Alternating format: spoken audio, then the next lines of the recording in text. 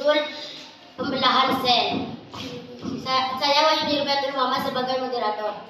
Saya Siti Maira Isnadiana sebagai pemateri 1. Saya Maulidia Eko Suwandi sebagai pemateri 2. Saya Imatul Solah sebagai pemateri 3. Saya Ibnu Marhali sebagai pemateri 4. Saya serahkan kepada materi 1 untuk menjelaskan makalahnya.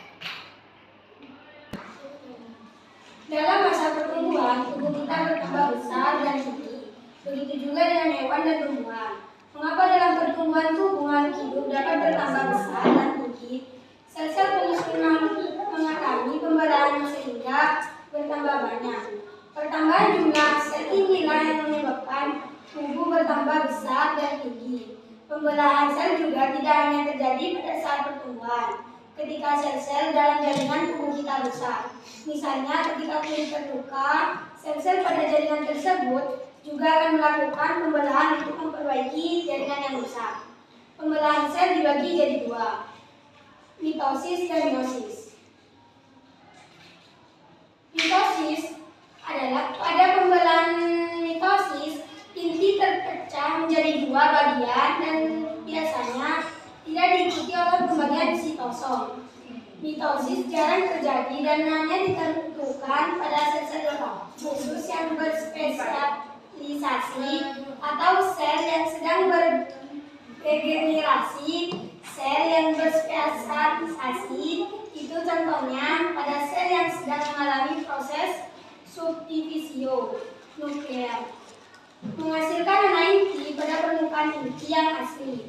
Proses itu berlangsung pada proses pembagian inti dan menghasilkan sel yang berinti banyak, sehingga proses itu jarang tersambung dengan reproduksi sel. Mitosis juga terjadi pada makhluk bersel satu, misalnya ameba.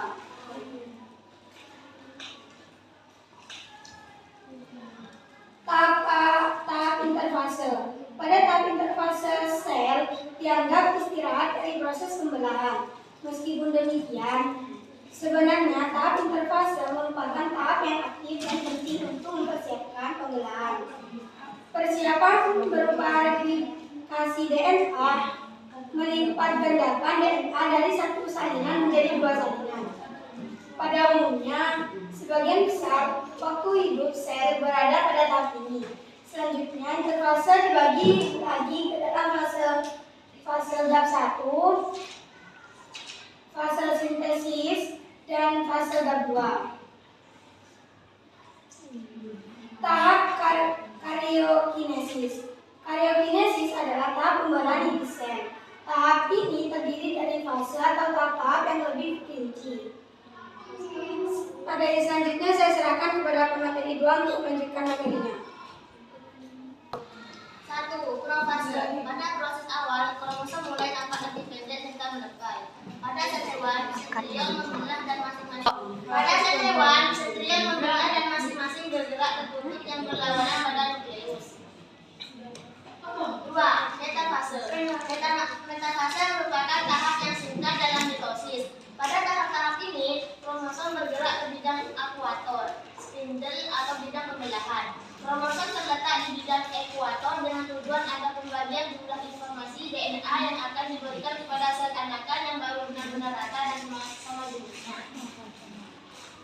3. Anafase. Anafase juga merupakan tahap yang singkat dalam mitosis. Pada tahap ini, masing-masing sentromer yang mengikat kromatid membelah bersamaan. Kromatid bergerak menuju kutub pembelahan. Kromatid dapat bergerak ke arah kutub pembelahan karena terjadinya kontraksi benang spindel. Pada saat kontraksi, benang spindel memendek kemudian menarik kromatid menjadi 2 bagian ke 2 kutub yang berlawanan. 4. Telofase. Pada tahap ini, kromatid telah disebut kromosom, membran inti mulai terbentuk dan nukleus kembali muncul. Selanjutnya, pada tahap telofase akan terjadi pembelahan sitoplasma dengan proses yang disebut sitokinesis. Baik, materi ketiga akan menjelaskan kepada materi 3. C. Tahap sitokinesis. Pada tahap sitokinesis terjadi pembelahan sitoplasma yang diikuti dalam pembentukan sel yang baru. Sel membangun memisahkan dua inti tersebut menjadi dua sel anakan. Pada sel hewan, tahap sitokinesis dimulai saat telofase berakhir. Pada sel tumbuhan terdapat dinding sel yang keras. D. Mitosis. Tahap meiosis 1 terdiri dari interfase, profase, interfase, anafase, telofase, satu dan sitokinesis. Pada interfase sel berada adalah persiapan untuk mengadakan pembelahan. Persiapannya adalah berupa penggandaan DNA dari satu salinan menjadi dua salinan. Tahap akhir interfase adalah adanya dua salinan DNA yang telah siap dikemas menjadi kromosom. 1. Profase. Pada profase DNA dikemas ke dalam kromosom yang terdiri atas 5 tahap sebagai berikut. Leptogen. Kromatin berubah menjadi kromosom yang mengalami kondensasi dan terlihat sebagai benang tunggal yang panjang. B. Zigoten. Sentrosom membelah menjadi dua, kemudian bergerak menuju kutub yang berlawanan. C. Paketen. Tiap kromosom melakukan pengandaan atau duplikasi menjadi dua kromatin dengan sentromer yang masih tetap menyatu dan belum membelah menjadi tetrad. Jadi protein kromosom homolog terlihat saling menjauhi sehingga terjadi perlekatan bergantung pada suatu tempat tertentu di kromosom yang disebut chiasma. Diakinesis. Terbentuk benang-benang spindle dari pergerakan dua sentriol atau hasil pembelahan ke arah kutub yang berlawanan.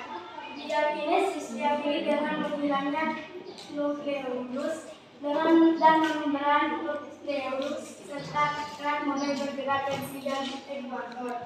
1. Metafase. Metafase terdapat kromosom berada pada bidang ekuator. Pada bidang ekuator, benang-benang spindle atau mikrotubul meletakkan diri pada tiap sentromer kromosom. Ujung benang spindle yang lainnya membentang melekat di kedua huruf pembelahan yang berlawanan.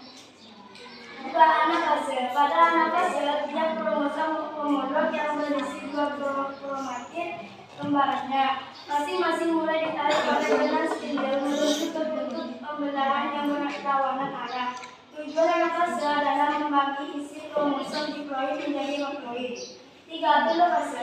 Pada telofase, tiap kromosom homolog ini akan mencapai kutub pembelahan. 4. Sitokinesis. Pada sitokinesis, tiap kromosom homolog dipisahkan oleh sekat sehingga sitokinesis menghasilkan dua sel, masing-masing berisi kromosom dengan kromatin kembarannya. Meiosis. Meiosis terdiri dari profase, dua anafase, telofase dan dua profase 2, metafase 2 dan anafase 2 dan telofase 2. 1. Perofase. Pada perofase 2 kromatin kembaran masih melekat pada tiap sentromer kromosom. Tahap ini kadang terjadi dalam waktu yang cepat karena diikuti tahap berikutnya. 2. Metafase 2. Pada metafase 2, tiap kromosom yang berisi dua kromatin melengkap pada bidang ekuator, terbentuk benang-benang spindle. 4. Telofase 2. Pada telofase 2, kromatin atau kini disebut kromosom telah mencapai kutub pembelahan. Hasil total dari tahap ini adalah berbentuk 4 inti. 5. Sitokinesis 2. Pada sitokinesis 2, tiap inti mulai dipisahkan oleh sekat sel dan akhirnya menghasilkan 4 sel kembar haploid. Dari uraian di atas dapat dibedakan antara pembelahan mitosis dan meiosis sebagai berikut. Kriteria perbedaan. Mitosis. Lokasi pembelahan sel tertubuh dan sel sel. Jumlah pembelahan 1 kali atau 2 kali. Fungsi atau jumlah sel 1 sel pintu. Hasil menghasilkan 2 sel anak, menghasilkan 4 sel anak. Pembelahan jumlah kromosom diploid 2N atau diploid 2N. Anak haploid N. Indah silang tidak terjadi pada proses 1. Komponen genetik sama dengan induk, berbeda dengan induk. Tujuan pertumbuhan dan regenerasi, reduksi kromosom yaitu pembentukan gamet. apakah ada yang bertanya dari kelompok lain? Ada.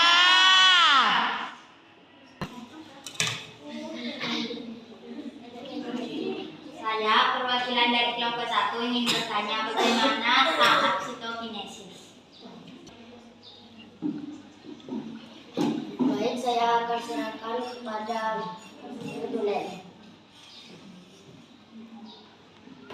Sitokinesis. Pada tahap sitokinesis terjadi pembelahan sitoplasma yang diikuti dengan pembentukan sel yang baru, serta memisahkan dua inti tersebut menjadi dua sel anakan. Pada sel hewan, tahap sitokinesis dimulai saat telurase berakhir. Pada sel tumbuhan terdapat jenis sel anakan. Apakah jawaban kami diterima? Bisa. Cukup sekian presentasi dari kelompok kami. Apabila ada kesalahan kami mohon maaf. Assalamualaikum